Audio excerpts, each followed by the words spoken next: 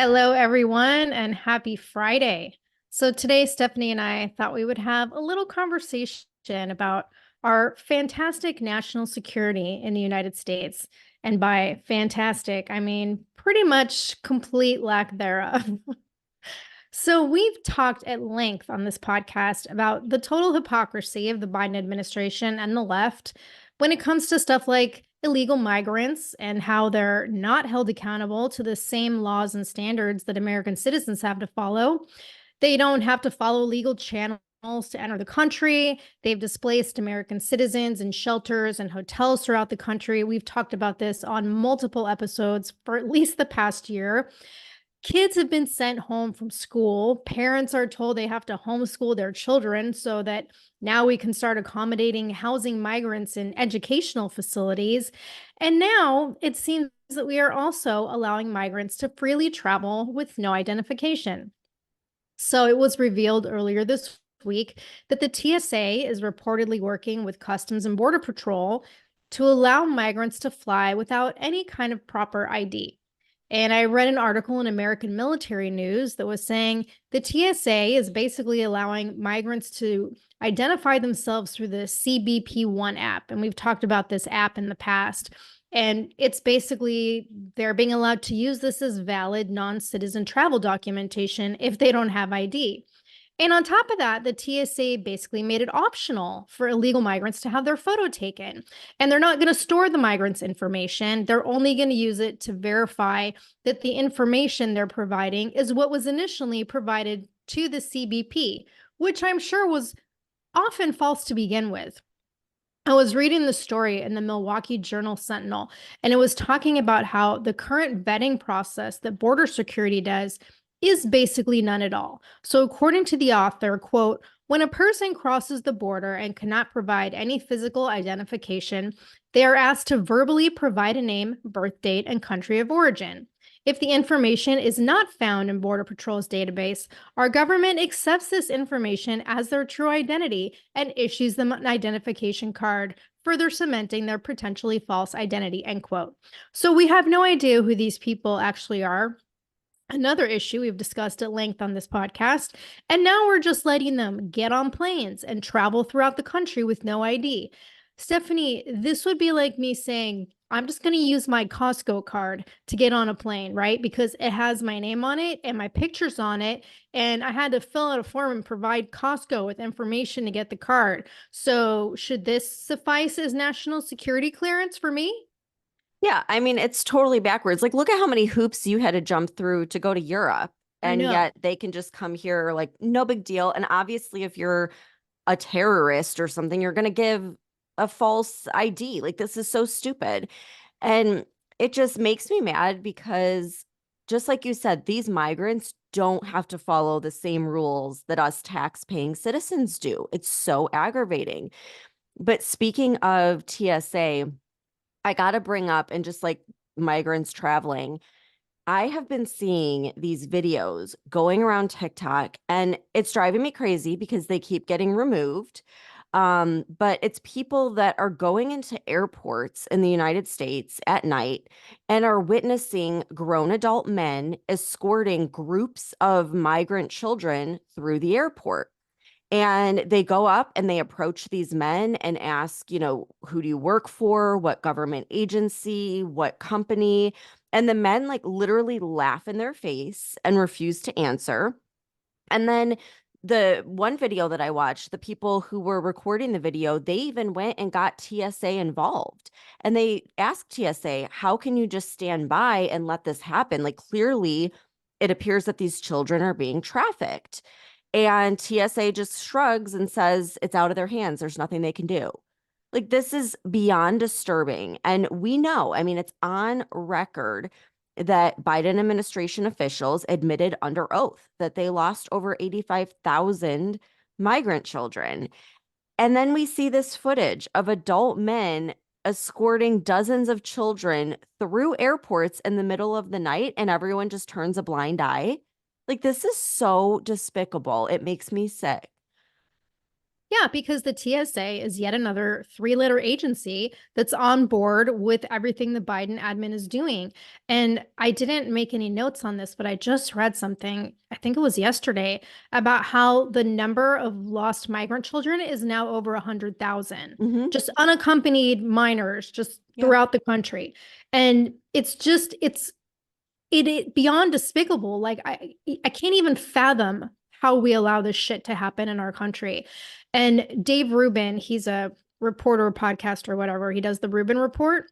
And he was at the Miami International Airport earlier this week, and he posted a picture of this new policy that the TSA has. He posted it on X, and I guess it's like this program they're doing at several airports throughout the country. And he wrote, quote, "This is the state of absolute insanity happening at our airports. I'm in the pre-TSA line where migrants don't have an ID to get through security, and it's their choice whether they want their picture taken. There is a plan to destroy America," end quote. And that same article I was reading also talked about how former Customs and Border Patrol Chief Patrol Agent Chris Clem, he's basically expressing concern about this new policy that the Biden admin created. And he told the New York Post, quote, "I'm an American citizen and I'm quite offended that these migrants have come in here and are getting preferential treatment and being prioritized in so many ways. The rest of us are paying the price at gas pumps and the grocery store, taxes going up, yet the U.S. continues to bring masses of people in," end quote, just like we say all the time. And so my boyfriend, Senator Josh Hawley, he sent a letter to the TSA administrator. I guess his name is David Pekoski.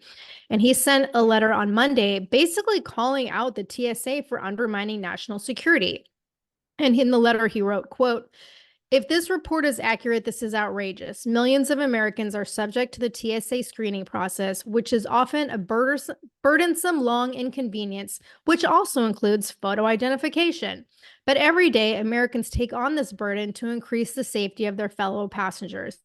It makes no sense to give special privileges to illegal migrants who should not even be allowed in the United States in the first place, let alone to board U.S. aircraft. This is symbolic of the Biden administration's prioritization of open border policies over American safety," end quote. And I love how Hawley refers to that app, the CBP app. He calls it a concierge service for illegal immigration because That that's is, really, it is. That's yeah, exactly what it is. yeah. And I have not been able to find any response from the Biden admin or the TSA on this issue at all. Like it's just radio silence. Well, Biden's probably in Delaware, on vacation or in his basement hiding, who knows. But yeah, Tucker Carlson did a segment on the migrants in Chicago, and his team found a secret terminal where they're housing migrants right in O'Hare Airport. So it's like, just think about this for a second. This is a place that's supposed to have the tightest security anywhere. And they have a camp of illegal migrants living there. And when Tucker's team went and tried filming, they were told that they're not allowed, but they did get a clip of this whole terminal sectioned off with a curtain, and there were beds all over the floor. They said the smell was repulsive, like clearly it was not sanitary conditions. And yet they're allowing this to go on in one of the biggest international airports in the country. And also in Chicago, his team then went around and they discovered the same exact thing was happening in Chicago police stations where they were housing migrants on the floors.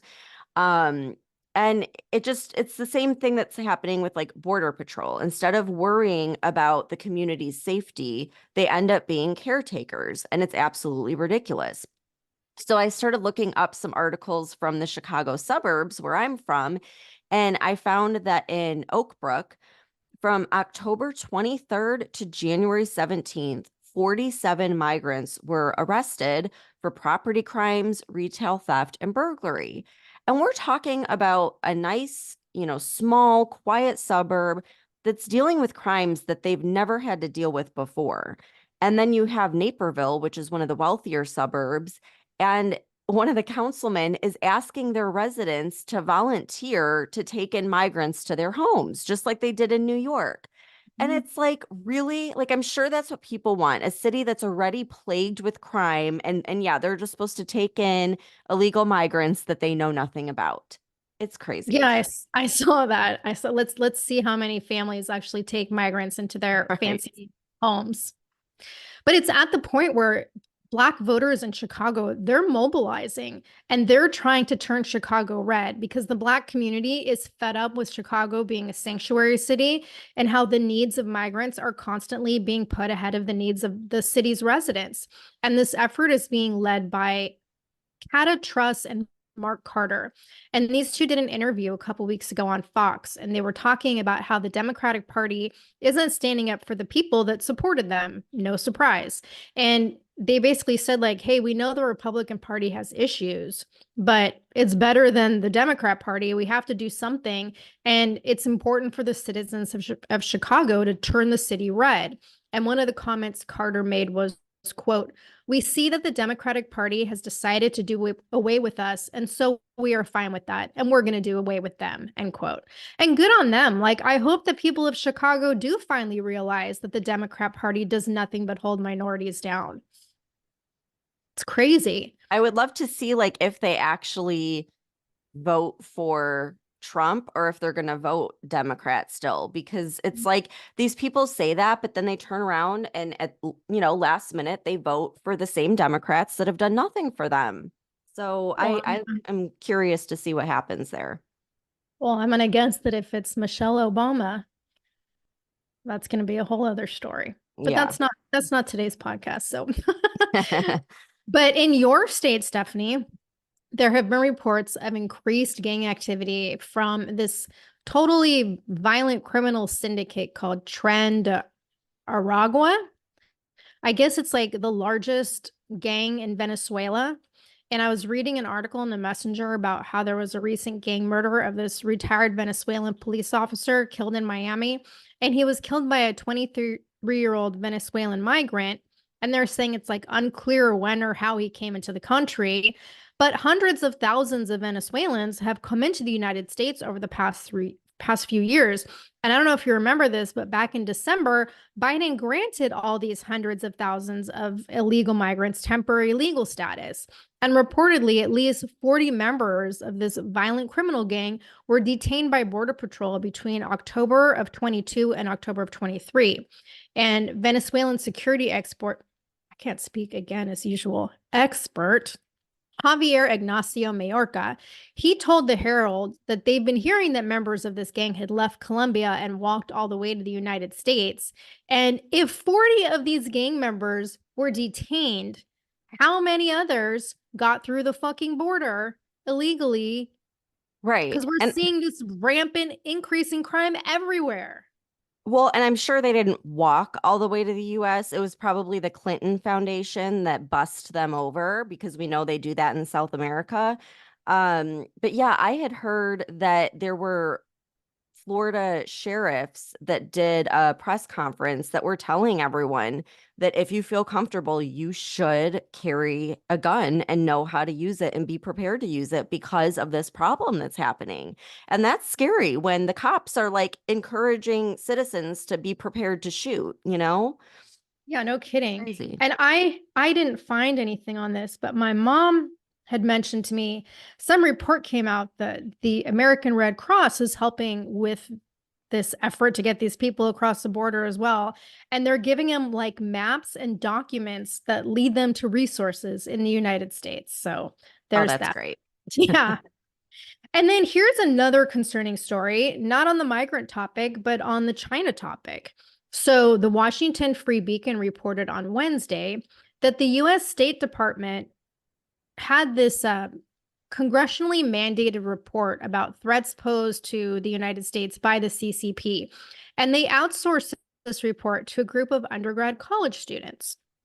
So one of the parameters of the National Defense Authorization Act that came into play in 2023 included the State Department having to produce a report on the CCP's efforts to censor and intimidate Americans. And reportedly, the State Department was required to enter into some kind of agreement with a qualified research entity independent of the State Department to write the report.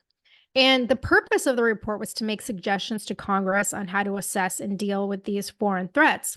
Well, it turns out the report was written by 6 undergrad students from James Madison University. And according to the Daily Caller, even though the students study international affairs or political relations, only one of them had any kind of emphasis on Chinese affairs. And the State Department admitted that they had the students write the report independently through the Diplomacy Lab project, but they didn't select the authors or exercise any kind of editorial authority over the report. So basically, what they're saying is they're doling out sensitive information to undergrad students, right? And so I love the way Senator Ted Cruz responded. And he said, quote, "This report confirms again that the Biden admin is simply unserious about confronting the full range of threats posed by the CCP. No doubt these students are talented, but this report is literally the opposite of adults being back in charge. The CCP spends billions on propaganda and censorship with the goal of controlling what Americans see, hear, and ultimately think. These activities pose an acute national security risk to Americans," end quote. Yeah. And on top of that, they're like, we know how fucked up college students are these days, right? Yeah. So I don't know. I thought this one was a little concerning. Oh my gosh. Well, yeah, it is absolutely concerning. And unfortunately, the CCP isn't the only adversary that we need to be worried about because they're all, targeting us right now because of our weak president. But now, and this is just so like unbelievable, but it's true. There are reports that Putin signed a decree to look into the sale of Alaska, asserting What? that it should still be Russian territory. So, according to a Fox News article, the Russian state media announced that Putin allocated funds to cover, quote, the process of searching the real estate property owned by the Russian Federation, the former Russian Empire, the former USSR, as well as for due registration of property rights and legal protection of this property, end quote. So the State Department deputy spokesperson Vedant Patel responded by saying, quote, "Let me just understand that he signed something today that said that the sale of Alaska is illegitimate. Well, I speak for all of us in the US government to say that certainly he is not getting it back," end quote. Okay, so like I'm reading this and I'm thinking, tensions are high right now. They're doing this military drill in response to the threat of Russia. Like I think this deserves a little bit more. Like can we know a little bit more because they're totally like brushing it off.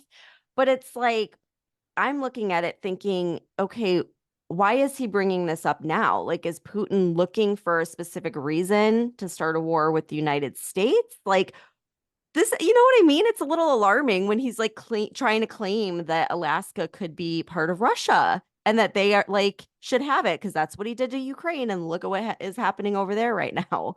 Is that crazy? Yeah, I think he needs to get his handle on Ukraine first. No kidding. I'm like, what in the actual, like, this is just crazy. And then this is like super concerning. Okay, so you've probably seen it. There's this viral video going around all social media channels, and it's this Middle Eastern man threatening a cameraman when the cameraman asked where he was from, like as he was crossing the border.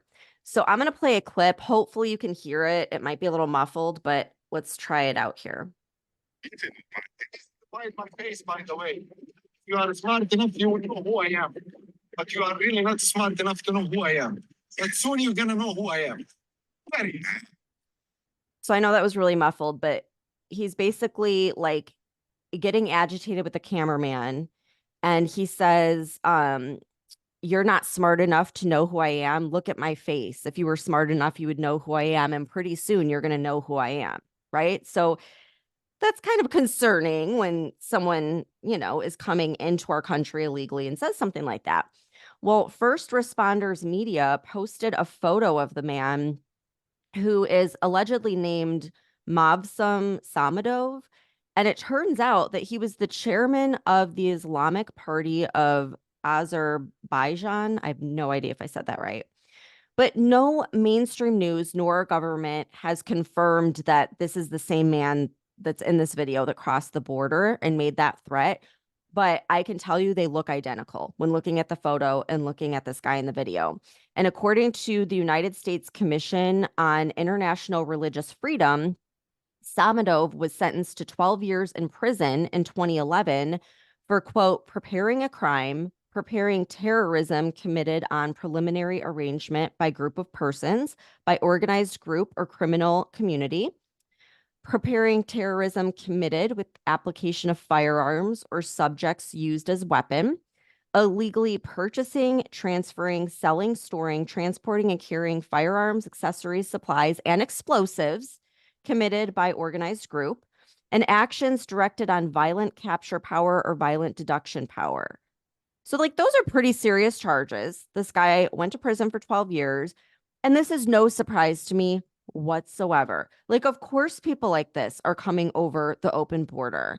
The question is, how many are already here? I know we asked that question on damn near every episode, but this guy was dumb enough to go on camera and start making threats. But I'm sure that there's so many that just quietly slip through the open border completely undetected. Yeah, but is it dumb enough or is it bold enough? Because Right. I think at this point, like, they don't give a fuck anymore No. because they are getting over here. They have no problem coming over. They don't even have to try to hide coming over at this point. So why should they be quiet about it? Right. Yeah, they have no respect for this country. They certainly don't fear the Biden administration. So, yeah, exactly. You're totally right. So, along with talking about the border, we can't end the episode without updating you guys on the latest with the showdown of Governor Abbott versus Biden. So, in our last episode, we mentioned how the Supreme Court was now allowing the Biden administration and Border Patrol to remove the razor wire at the border. Well, Governor Abbott is standing his ground. And he released a statement where he said, quote, the Biden administration's failure to protect each state against invasion, as stated in Article 4, Section 4 of the Constitution, has triggered Article 1, Clause 3, which reserves to this state the right of self-defense. For these reasons, I have already declared an invasion under Article 1, Clause 3 to invoke Texas's constitutional authority to defend and protect itself. That authority is the supreme law of the land and supersedes any federal statutes to the contrary. Texas National Guard, the Texas Department of Public Safety, and other Texas personnel are acting on that authority, as well as state law, to secure the Texas border, end quote. Well, damn, good for him for standing up to the regime. I think it's like very brave for him to do that. And Ted Cruz, who's senator of Texas, did a great response to this in a press conference. So I want to play that real quick for you guys. Questions? Yes. I have one for Senator Cruz, actually, about Texas. The Department of Homeland Security just sent another letter again demanding access to Shelby Park. Texas is not evacuating, as you know, instead deploying even more razor wire. Do you think this will ultimately lead to a showdown between the federal border patrol agents and the national guard in Texas? Listen, I'm proud of the great state of Texas. I'm proud of our governor. I'm proud of our state legislature because they're stepping up and defending our state from invasion.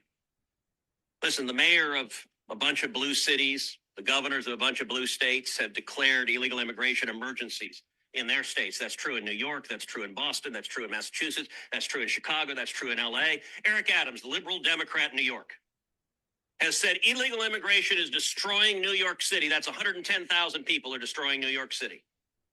I agree with him. But if 110,000 people are destroying New York City, what the hell do you think 9.6 million people are doing to Texas and the other states on the southern border? And so Texas is stepping up to defend our state. I'm glad we are. But the reason Texas is doing so is because Joe Biden and Chuck Schumer and the Democrats affirmatively want this invasion. By the way, you want to know why negotiating with these guys, why they're doing it in such bad faith? They are today, as you pointed out. Joe Biden is litigating against the state of Texas to try to stop Texas from securing the border. Joseph Robinette Biden Jr. is the greatest friend the Mexican drug cartels have ever had. He is the greatest financial benefactor the Mexican drug cartels have ever had. He is the single largest human trafficker in history. Now, that may sound like hyperbole, but those 9.6 million people, when they come over and turn themselves in, they tell the Border Patrol agents, I want to go to the following city, and they pick a city. And Joe Biden puts them on planes and puts them on buses and sends them to every city in America. And Joe Biden is the last mile of the human trafficking network. So, yes, Biden is fighting ferociously to stop Texas from defending ourselves. He is wrong. But it shows that Biden wants this, and the only thing Biden wants next is to make Ron Johnson have to buy a bigger poster board because the chart goes higher. Mic drop. That was Yeah. awesome. Like, great Yeah. response.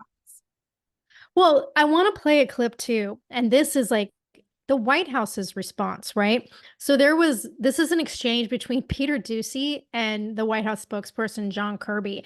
And listen to what an asshole Kirby is in this clip. He's snarky. It's like your quintessential like Biden response. And it just speaks to the usual Biden bullshit. If I can play it. John, why are you guys making it easier for people to enter the country illegally? We are. Why do you think we are? Well, you guys sued to cut razor wire that was put in place by Texas officials. So that the Border Patrol could actually do their jobs. But keep going. Well, you won in court. So now what? The Border Patrol Union president is saying the Supreme Court's decision is going to undoubtedly encourage more illegal immigration. Do you guys know better than the Border Patrol Union? The Border Patrol needed access, and that's why we sued to get rid of that razor wire so that they could do their jobs. And you know what would also help them do their jobs, Peter? More Border Patrol agents. There's an idea. And if you go back to the supplemental request that we put in, there's money in there for some 1,300 additional Border Patrol agents. We want to help them do their jobs. We want to give them more resources. And the answer we keep getting back from House Republicans is no, no, no. Does razor wire work? Does razor wire work for what? Does it work for the Border Patrol to allow them to have the access they need to be able to better process people that are trying to get across the border? I don't think so, and that's why we asked for it to be removed. But what is the president's plan? This is happening just weeks after 300,000 people came into this country over the southern border illegally. The razor wire officials down there think was keeping some of them out. And you guys just sued and won to remove it. On behalf of the Border Patrol, who needed to have better access to it. Look, let me go back to your other question. And I know I'm running short on time, so I won't filibuster here. But what's the plan? Please look at the stuff we put forward. The immigration reform legislation that the president put forward on day one. The work we're doing in the region. Just last week, we had Mexican officials here to talk about how together we have and will continue to try to stem the flow of migrants. You mentioned the numbers.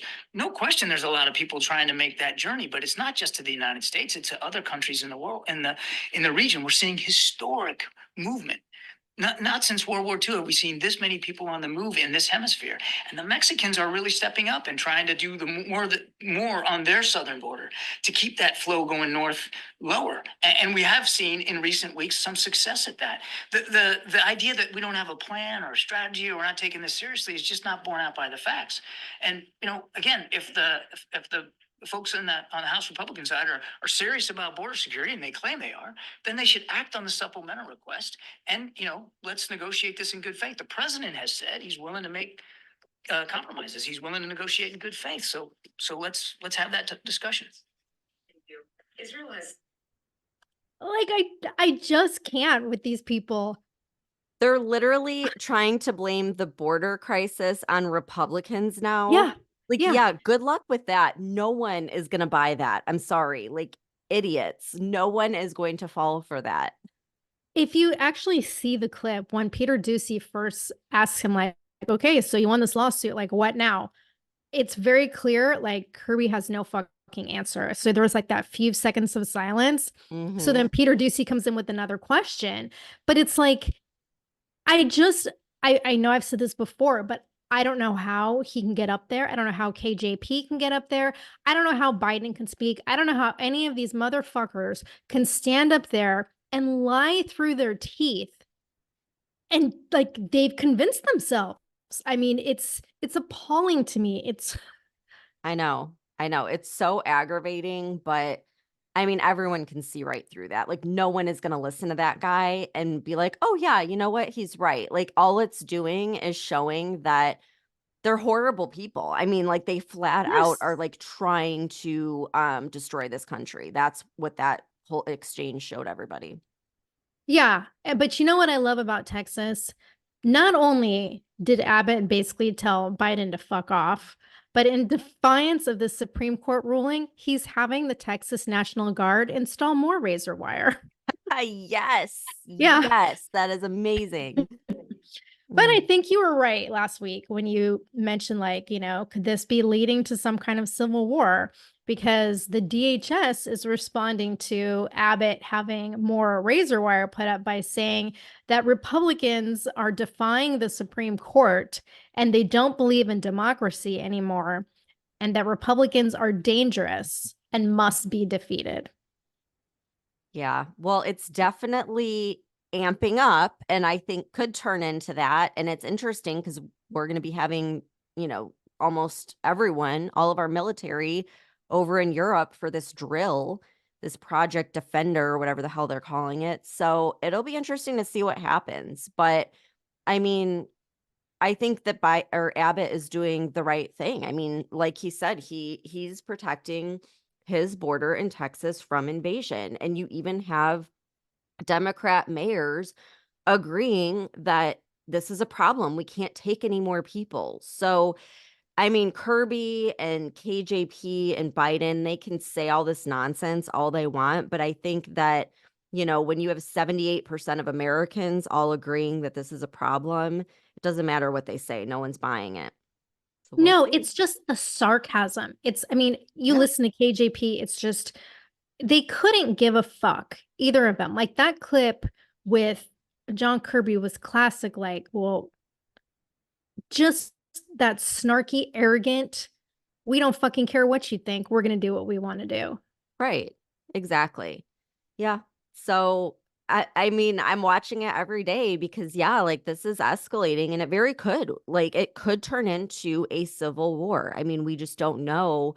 It kind of depends, but I mean, he's standing his ground. So we'll keep everyone posted on that. It's gonna be interesting. 2024 is off to a rocky, crazy start. No surprise there.